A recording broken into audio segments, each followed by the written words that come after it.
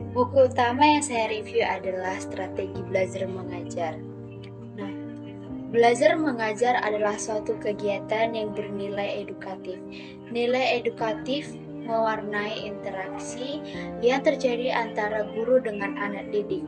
Interaksi yang bernilai edukatif dikarenakan kegiatan belajar mengajar yang dilakukan diarahkan untuk mencapai tujuan tertentu yang telah dirumuskan sebelum pengajaran dilakukan.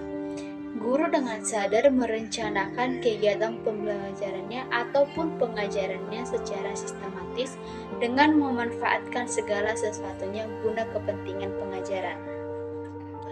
Harapan yang tidak pernah sirna dan selalu adalah bagaimana bahan pengajaran yang disampaikan guru dapat dikuasai oleh anak didik secara tuntas. Ini merupakan masalah yang sangat sulit ataupun cukup sulit yang dirasakan oleh guru.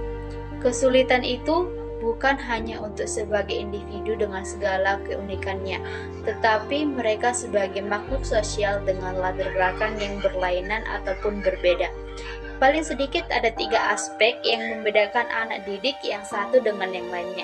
Yang pertama, aspek intelektual, yang kedua, psikologis, yang ketiga, biologis. Ketiga aspek tersebut diakui sebagai akar permasalahan yang melahirkan bervariasinya sikap dan tingkah laku anak didik di sekolah.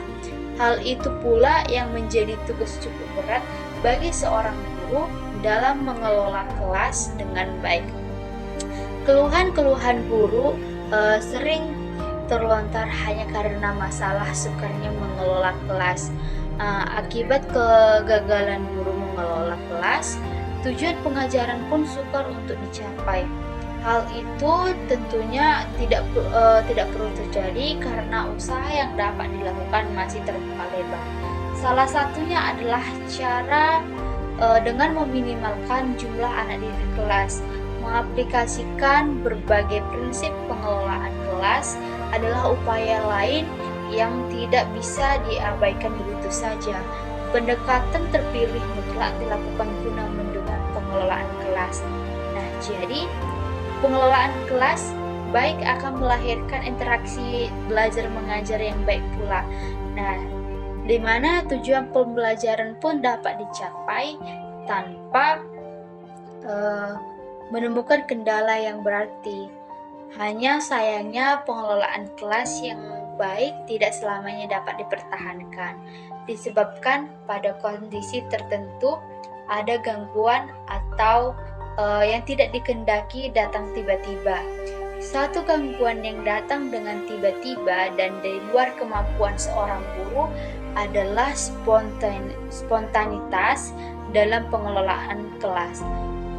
Dengan hadirnya kendala spontanitas, suasana kelas biasanya terganggu yang ditandai dengan pecahnya konsentrasi anak didik. Nah, jadi setelah peristiwa itu, tugas seorang guru adalah bagaimana supaya anak didik kembali belajar dengan mempertahankan tugas belajar yang diberikan oleh seorang guru. Masalah pengelolaan kelas memang masalah yang tidak pernah absen dari agenda kegiatan guru. Nah, semua itu tidak guna kepentingan semua itu tidak lain guna kepentingan belajar anak didik. Masalah lain juga selalu guru hadapi. Masalah lain yang juga selalu guru gunakan adalah masalah pendekatan. Hampir tidak pernah ditemukan dalam satu pertemuan seorang guru tidak melakukan pendekatan tertentu terhadap seorang anak didik. Nah, karena disadari bahwa pendekatan dapat mempengaruhi hasil kegiatan belajar mengajar yang ada dilaksanakan di kelas. Nah, bila begitu, akibat yang dihasilkan dari penggunaan suatu pendekatan, maka guru tidak sembarangan memilih dan menggunakannya. Bahan pengajaran yang satu mungkin cocok untuk pendekatan tertentu, tetapi untuk pelajaran yang lebih pas digunakan pendekatan lain. Jadi maka adalah penting untuk mengenal suatu bahan untuk kepentingan pemilihan pendekatan yang dilaksanakan di kelas saat belajar mengajar. Media sumber belajar adalah alat bantu yang berguna dalam kegiatan belajar mengajar. Alat bantu tersebut dapat mewakili sesuatu yang tidak dapat disampaikan guru melalui kata-kata ataupun kalimat. Nah, keefektifan daya serap anak didik terhadap bahan pelajaran yang sulit dan rumit dapat terjadi dengan bantuan alat bantu. Kesulitan anak didik memahami konsep di atas dengan bantuan alat bantu. Bahkan alat bantu diakui dapat melahirkan umpan balik ataupun feedback ataupun respon yang baik dari seorang peserta didik. Dengan memanfaatkan taktik alat bantu yang akseptabel, guru dapat menggairahkan belajar seorang peserta didik. Nah, jadi secara umum strategi mempunyai pengertian garis-garis besar haluan untuk bertindak dalam usaha mencapai sasaran yang telah ditentukan. Dihubungkan dengan belajar mengajar, strategi bisa diartikan sebagai pola-pola umum kegiatan guru anak didik dalam pewujudan kegiatan belajar mengajar untuk mencapai tujuan yang telah digariskan.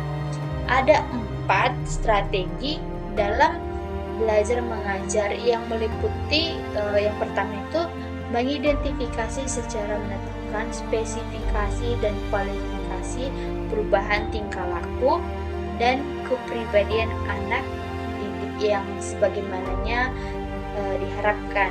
Yang kedua itu memilih sistem pendekatan belajar mengajar berdasarkan aspirasi dan juga pandangan hidup masyarakat. Yang ketiga itu memilih dan menetapkan prosedur, metode, dan teknik belajar mengajar yang dianggap paling penting dan paling tepat dan efektif sehingga dapat dijadikan pegangan oleh guru dalam menunaikan kegiatan proses belajar mengajar di kelas. Yang keempat itu menetapkan norma-norma dan batas minimal keberhasilan ataupun kriteria serta standar keberhasilan sehingga dapat dijadikan pedoman sehubungan dengan strategi belajar mengajar yang secara keseluruhan diklasifikasikan sebagai berikut. Yang pertama itu ada konsep dasar strategi belajar mengajar, strategi kegiatan belajar mengajar sebagai sebuah sistem, hakikat proses belajar, entering behavior siswa, pola-pola belajar siswa, memilih sistem belajar mengajar, dan pengorganisasian kelompok belajar, serta pengelompokan atau implementasi proses belajar mengajar. Nah, jadi sebagai suatu proses pengaturan, kegiatan belajar mengajar tidak terlepas dari ciri-ciri tertentu yang menurut Edi Suwardi itu sebagai berikut. Yang pertama, belajar mengajar memiliki tujuan, artinya untuk membentuk anak didik dalam suatu perkembangan tertentu. Yang kedua, ada sebuah proses atau jalannya interaksi yang direncanakan, didesain untuk mencapai tujuan yang telah ditetapkan. Yang ketiga itu, kegiatan belajar mengajar ditandai dengan suatu penggarapan materi yang khusus. Yang keempat, dalam belajar kegiatan belajar mengajar, guru berperan sebagai pembimbing.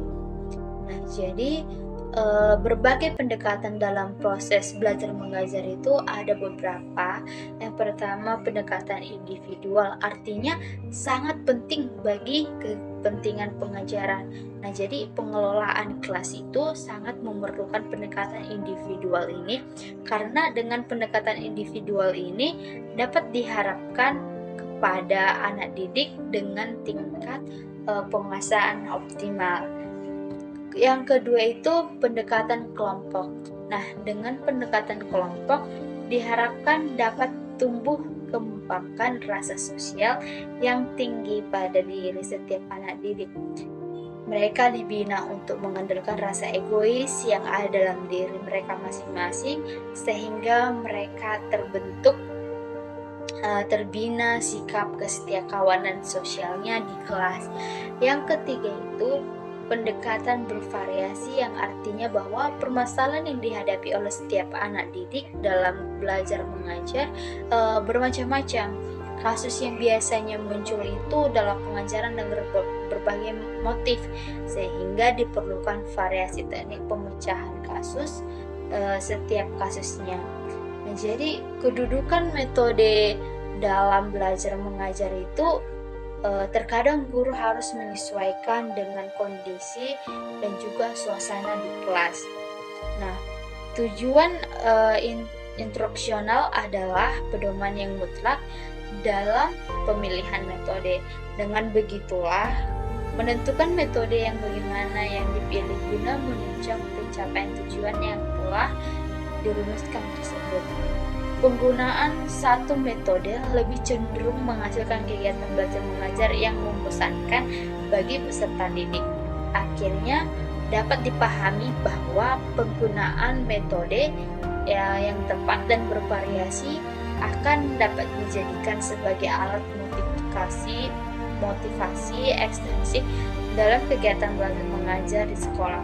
Untuk menyatakan bahwa suatu proses belajar mengajar dapat dikatakan berhasil, setiap guru memiliki pandangan masing-masing sejalan dengan filsafatnya.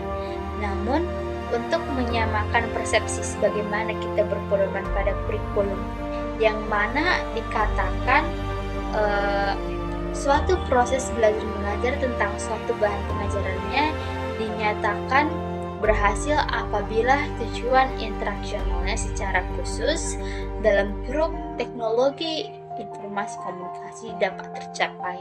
Karena itulah suatu proses belajar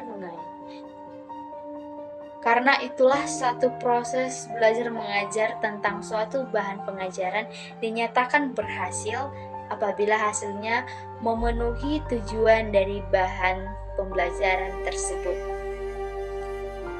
Bahan pelajaran yang perlu dikuasai oleh guru bukan hanya bahan pokok yang sesuai dengan keahlian, melainkan juga bahan penunjang di luar keahlian. Guru yang hanya menguasai bahan pokok akan melahirkan kegiatan belajar mengajar yang kaku. Situasi pengajaran kurang menggairahkan bagi anak didik, sebab bahan pelajaran yang disampaikan oleh guru kurang dapat menyentuh persepsi anak didik. Kondisi pengajaran yang demikian kurang mendapatkan tanggapan dari anak didik. Dalam menyampaikan bahan pelajaran pokok, sebaiknya dimanfaatkan pula bahan penunjangnya sebagai upaya mendapatkan umpan balik dari anak didik. Kebanyakan kegagalan seorang guru tidak selamanya terpulang pada masalah penguasaan bahan pokok, tetapi juga disebabkan masalah penguasaan bahan penunjang. Guru yang hanya menguasai bahan pelajaran pokok belum tentu berhasil mengajar tanpa ditunjang oleh bahan penunjangnya.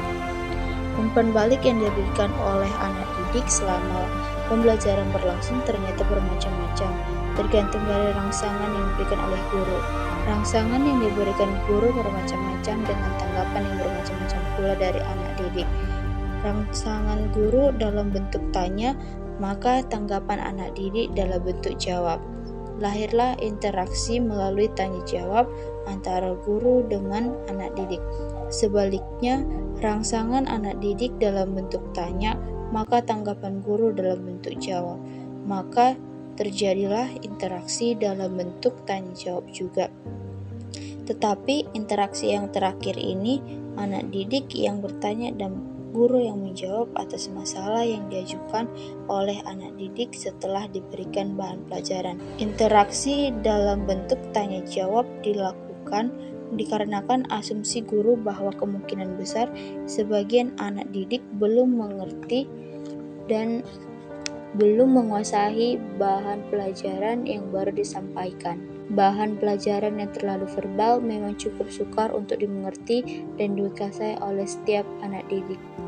Sekian hasil video CPR dengan buku utama Strategi Belajar Mengajar. Saya ucapkan terima kasih.